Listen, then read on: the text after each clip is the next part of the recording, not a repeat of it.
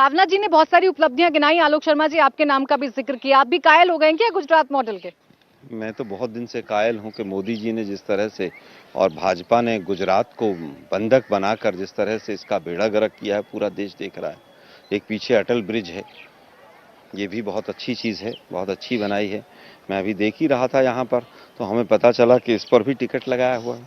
इस पर भी सुना है 1 मिनट का 1 रुपया लगता है इस पर भी। सब कुछ कमर्शियलाइज है यहाँ पर। यहाँ पर पूरी तरह से ठेकेदारी प्रथा है। यहाँ हम दो हमारे दो की सरकार चलती है। ये अटल ब्रिज तो दिख रहा है, ये मोरबी का पुल भी है जो अभी टूटा था। इस मोरबी में सैकड़ों लोग मर गए और एक व्यक्ति ने जिम्मेवारी नहीं ली। एक व्यक्ति के ऊपर जो मूल थे उनके ऊपर एफआईआर नहीं हुई।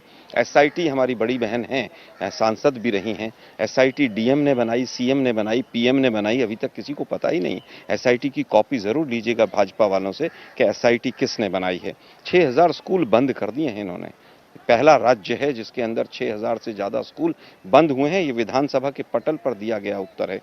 पहला राज्य है जिसके अंदर 2002 के बाद एक भी गवर्नमेंट का मेडिकल कॉलेज नहीं बना है। माननीय अटल जी ने एक केवल भुज में बनाया था, वो भी आज प्राइवेट सेक्टर में है। आप देखिए किस तरह से यूक्रेन से जो और रशिया से बच्चे आए थे, अहमदाबाद की सड़कों पर घूम रहे हैं। हमारा एमबीबीएस कैसे पूरा होगा? 10,000 करोड़ का कर्जा था इस राज्य के ऊपर, आज 4 लाख करोड़ का कर्जा है। 28 आंदोलन चल रहे हैं। नगर पालिकाओं की हमारी बड़ी बहन ने बात की, 147 नगर पालिकाओं में अभी पिछले दिनों हड़ताल चल रही थी। 22 पेपर लीक हुए। लट्ठा कांड में 100 से ज्यादा लोग कच्ची दारू पी के मर गए। ये गुजरात मॉडल है? ये सरदार बापू का और सरदार का गुजरात क्या ऐसा गुजरात था?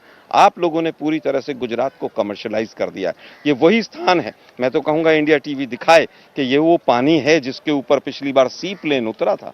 अब वो सी प्लेन कहाँ है? कौन कौन घूमा उस सी प्लेन के अंदर? मोदी जी केवल और केवल जिस तरह से मुद्दों को घुमाना है, आज वहां पर हैं तो द्वारका का भी जिक्र करेंगे। शुक्र है मोरबी का तो नहीं कर रहे हैं। कोरोना में भूल गए गुजरात के लोग कि जिस तरह से सूरत में वो शमशान की जो शवदाह की भट्टी थी वो पिघल कर गिर गई और इनके प्रदेश अध्यक्ष क्या कर रहे थे? रेमडेसिविर इंजेक्शन का कालाबाजारी कर रहे थे। ये मुद्दे जो आप गिना रहे हैं गुजरात से तर, ये मुद्दे तो ऐसे हैं जो पूरे देश भर के हैं, और ये मुद्दे ऐसे नहीं है कि नए मुद्दे हैं। इन मुद्दों को कांग्रेस भुना क्यों नहीं पा रही है? हमेशा जितने भी चुनाव हुए हैं कांग्रेस का जो परफॉर्मेंस है वो बहुत खास नहीं है। देखिए 2002 के बाद से कांग्रेस का वोट परसेंटेज भी बढ़ा है और नंबर ऑफ सीट्स भी बढ़ी हैं। 27 साल पावर में बाहर रहने के बाद भी अगर गुजरात की जनता 80 सीटों के करीब हमें दे रही है तो स्वाभाविक है कि केवल और केवल वो जनता बीजेपी से नाराज है कि बीजेपी ने जिस तरह से यहाँ पर भ्रष्टाचार और 2C मॉडल है, कमीशन एंड करप्शन, इसके अलावा कुछ नहीं है। 2 करोड़ रुपया मोरबी पुल का दिया गया और मोरबी पुल के ऊपर जिस तरह से 2 करोड़ रुपया लगा के लेकर और 12 लाख रुपए मात्र खर्च किए गए। हम पूछना चाहते हैं कि अभी हमारी बहन ने कहा कि हमने यहाँ पर बहुत काम किया है। मैं इनका मैनिफेस्टो लेकर आया था पिछली बार का, मेरी बहन ने शायद पढ़ा होगा इस मैनिफेस्टो को। इस मैनिफेस्टो में से क्या क्या बहन जी आपने कभी इसको देखा है? संकल्प पत्र 2017 का है, इसमें से क्या क्या पूरा हुआ? मुझे पता है, मैं भी ये मैनिफेस्टो बनाने के लिए एक सहायक कार्यकर्ता थी। आलोक जी, अब मुझे आप जरा आपके प्रश्नों के जवाब दे दीजिए ताकि आपको स्पष्टता हो जाए।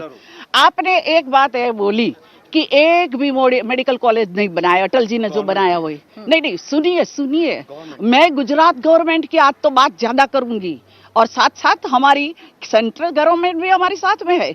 मैं आपको दावे के साथ कहती हूँ, बता सकती हूँ कि गुजरात में पिछले 20 साल में 20 मेडिकल कॉलेज यहाँ पर हुई है। एक साल में 31 मेडिकल कॉलेज हमारे यहाँ आज है। मैं आपको बता सकती हूँ। सरकार के कॉलेज का नाम बता दीजिए आलोक शर्मा जी। क्या सरकार के सहाय से अगर कोई चलता है तो क्या ये गलत बात है? अगर किसी को सहाय देकर जनप्रतिनिधि अगर कोई आए हमारे साथ तो ये गलत नहीं। और सभी कॉलेज प्राइवेट नहीं है और हमारी सरकार ने, वो गवर्नमेंट ने एजुकेशन पॉलिसी बनाई है, उस पॉलिसी के तय ही चलता हुआ है। दूसरा, आपने मोरबी का जिक्र किया, अच्छा किया। देखो भाई साहब, आलोक जी, मोरबी का जो हुआ उसमें जांच चल रहा है। आप तो जानते हैं कि कोई भी एसआईटी बिठाओ, अभी तक आजादी के बाद कई घटनाएं हुई।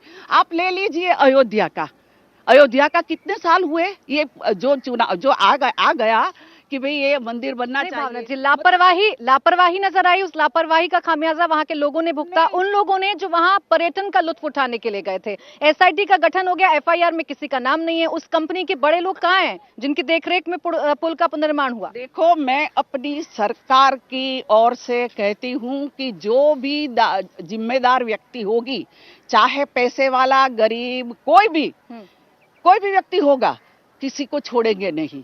एफआईआर नहीं हुई पर सीट तो हो गई है। सीट का गठन होना ही बहुत बड़ी बात है कि सरकार ने तुरंत। और मैं आपको बताऊं, सब लोग ने बचाव कार्य बहुत किया है। आपको मैं आई वॉश लग रहा है एसआईटी का गठन होना, कि आई वॉश करने की कोशिश कर रहे हैं? नहीं, मुझे याद है कि कभी हमारे गुजरात में आई वॉश होता ही नहीं है। मुझे याद है मोरबी होनारत जब हुई थी, हमारे मोदी जी भी बचाने के लिए गए थे। वो एक छोटे से कार्यकर्ता थे। इस बार भी कई लोगों ने बचाया है और बचाने के लिए कोई वाहवाही भी नहीं ली। ऐसे हमारे कार्यकर्ता है, वहां के हमारे एमएलए भी जो चुनाव लड़ रहे हैं, वो खुद कूद पड़े थे। अभी किसी ने बताया न बताया अलग बात है, पर वास्तविकता जो है वो है कि उसने भी अपने कई प्रवासियों को बचाया। भावना जी, हादसा हुआ है तो जिम्मेदारी सरकार की है कि तुरंत रेस्क्यू किया जाए, इसमें कोई वाहवाही वाली बात है नहीं। इंडिया टीवी हर वक्त हर जगह डाउनलोड करने के लिए सर्च करें India TV news Google play store या ऐप स्टोर पर।